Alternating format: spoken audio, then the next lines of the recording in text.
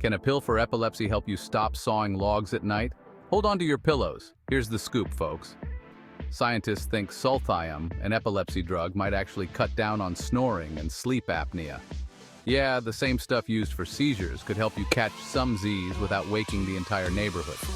In a recent trial with 298 people, those on the highest doses saw major improvements. Up to 50% fewer breathing interruptions and better oxygen levels at night. Sounds like a dream, right? But wait, there's more.